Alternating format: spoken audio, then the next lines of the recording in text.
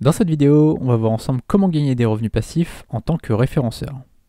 Aujourd'hui, être bon en référencement, avoir ces compétences-là, c'est presque un super pouvoir, c'est un sixième sens en quelque sorte. Et pourtant, la plupart des spécialistes du SEO ne gagnent pas d'argent en utilisant le SEO pour eux, mais en l'utilisant pour leurs clients. Et c'est vraiment dommage parce qu'on peut réellement avoir des gains énormes quand on s'y connaît en référencement. Alors les techniques qu'on va voir juste après, les méthodes qu'on va voir, elles peuvent s'appliquer aussi aux rédacteurs web. Donc si tu es rédacteur web et un peu bon en référencement, tu peux utiliser les méthodes qu'on va voir juste après.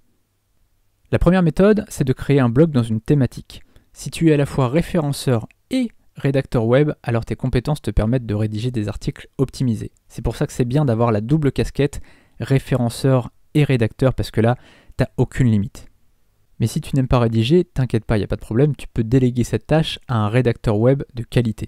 Alors le mieux, c'est d'avoir une petite équipe de rédacteurs, 1, 2, 3, voire 4 rédacteurs, mais des gens avec qui tu travailles souvent. C'est-à-dire qu'en fait, ils vont savoir ce que tu veux, ta ligne éditoriale, ils vont savoir le style d'article que tu souhaites, et ça va être beaucoup plus simple.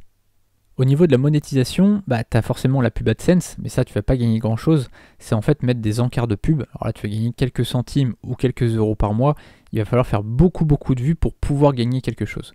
Ensuite tu as l'affiliation, là tu peux avoir de bons revenus passifs, donc si tu n'as pas de produit toi-même, tu peux promouvoir les produits, services ou formations des autres. Et enfin tu as aussi les articles sponsorisés. Alors là c'est pas du revenu passif, en gros un annonceur va te passer une commande d'un article et tu vas écrire un article pour cet annonceur. Donc c'est pas du revenu passif, mais c'est une source de revenus supplémentaire, donc c'est pas à négliger. La deuxième méthode, c'est de racheter des blogs avec du contenu. Si tu es doué en référencement, si c'est ton métier, tu peux acheter des blogs avec du contenu, mais qui n'ont pas eu de nouveaux articles depuis plusieurs mois. En fait, ces blogs, peut-être qu'ils ont juste été mis de côté pendant quelques mois, ou peut-être qu'ils ont complètement été laissés à l'abandon. Et donc, tu vas pouvoir contacter ce blogueur par un formulaire de contact ou une adresse mail si tu as l'adresse mail sur le site et tu vas lui dire bonjour, je suis blogueur, je serais très intéressé par l'achat de votre blog, seriez-vous intéressé pour en discuter ou seriez-vous ouvert pour en discuter?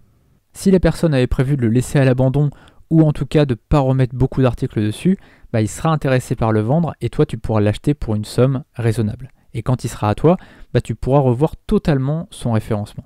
Cette vidéo est un extrait de ma formation Vive du freelancing en 7 heures par semaine. Le lien de la formation est dans la description. A tout de suite, salut.